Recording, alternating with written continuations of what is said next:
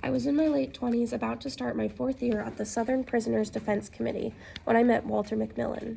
His case was one of the many I was trying frantically to keep up with. After all, a crisis was growing. Alabama had no public defender system, which meant that many death row prisoners didn't have lawyers to represent them. My friend, Ava Ansley, was at an Alabama prison project to track cases and match lawyers to prisoners. In 1988, we got federal funding to create a legal center that could represent people on death row. I'd already worked on lots of death penalty cases in several southern states, sometimes winning a stay, which puts a stop to the execution just minutes before electrocution was scheduled. When I'd last visited death row, I met with 5 desperate condemned men: Willie Tabb, Vernon Madison, Jesse Morrison, Harry Nix, and Walter McMillan.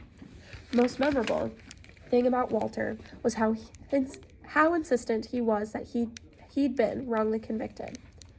Mr. Bryan, I know it may not matter to you, but it's important to me that you know that I'm innocent and didn't do what they said I did.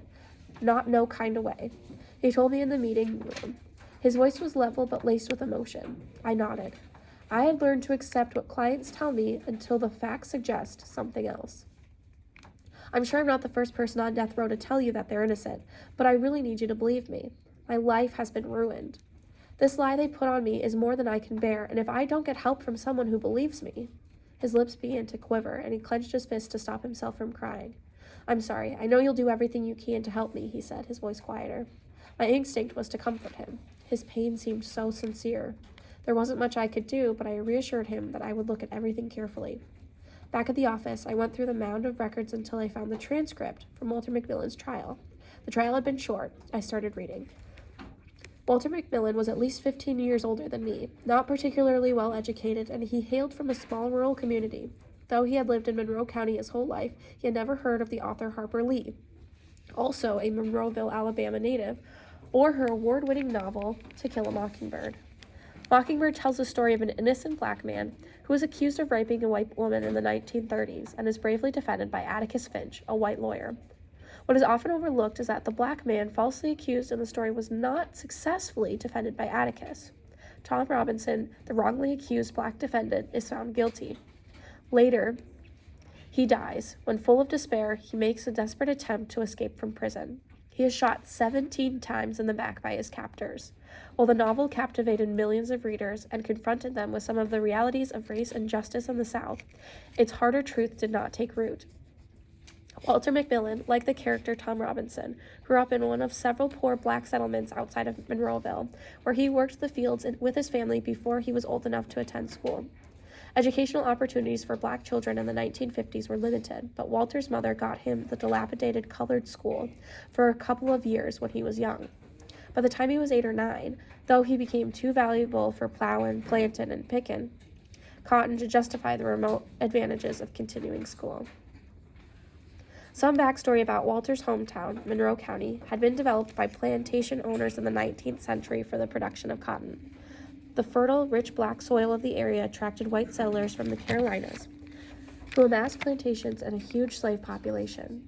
Even decades after the Civil War and emancipation, the African American population toiled in the fields of the Black Belt, as sharecroppers and tenant farmers depended on white landowners for survival.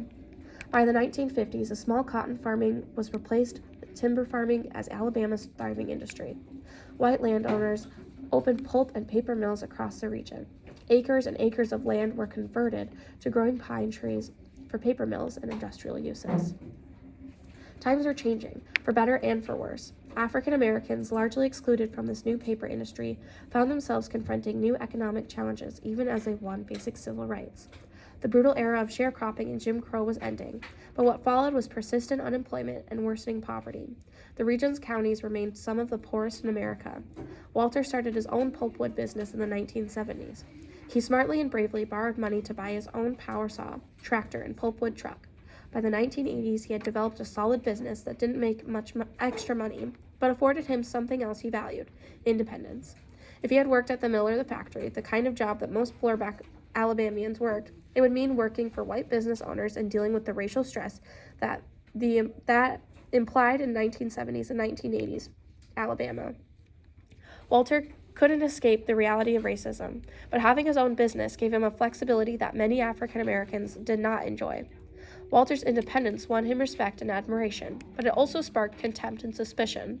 His freedom was, to some of the white people in town, well beyond what African Americans with limited education could achieve through legitimate means. Still, he was pleasant, respectful, generous, and accommodating, which made him well liked by the people, black or white, with whom he did business. Like anyone, Walter had his flaws. Though he and his wife, Minnie, had 3 children, it was well known that he was romantically involved with other women. Tree work is notoriously demanding and dangerous. With few ordinary comforts in his life, the attention of women was something Walter did not easily resist. There was something about his rugged exterior, his long bushy hair and uneven beard, combined with his generous and charming nature, that attracted the attention of some women. Walter grew up understanding that it was forbidden for a black man to be intimate with a white woman. He didn't initially think much of the flirtations of Karen Kelly, a young white woman he'd met at the Waffle House where he ate breakfast. She was attractive, but he didn't take her too seriously. When her flirtations became more explicit, Walter hesitated, and then persuaded himself that no one would know. After a few weeks, it became clear that his relationship with Karen was trouble. She was younger and married. As word got around that the two were friends, she seemed to take a mischievous pride in her intimacy with Walter. When her husband Joe found out, things quickly turned ugly. Karen and Joe had been unhappy and were already planning to divorce. Now, Joe was threatening to take custody of their children, and to disgrace her by exposing her relationship with a black man. Soon enough, Walter received a subpoena summoning him to testify after hearing about the Kellys' custody battle. He knew it was going to cause him serious problems. Nervously, he went to the courthouse. When Walter took the stand, the lawyer for Joe Kelly's husband asked him crude, hostile questions. Walter wanted to forget about the whole ordeal, but the word of the interracial affair spread quickly, and his reputation shifted.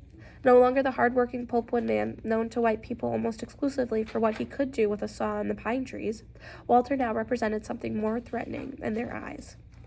Fears of interracial sex and marriage had deep roots in the United States. In the aftermath of slavery, the creation of a system of racial hierarchy and segregation was largely designed to prevent relationships like Walter and Karen's. In fact, interracial relationships were legally prohibited by the anti-miscegenation status. The word miscegenation came into use in the 1860s when supporters of slavery coined the term to promote the fear of interracial sex and marriage and the race mixing that would result if slavery was abolished. For over a century, many Southern law enforcement officials saw it as part of their duty to punish black men who had been intimate with their white women.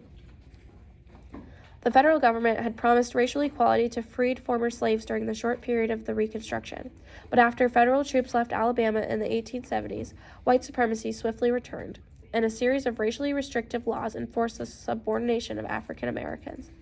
Voting rights were taken away, interracial sex and marriage were criminalized, and states throughout the South used the anti-miscegenation laws to justify the forced sterilization of poor and minority women.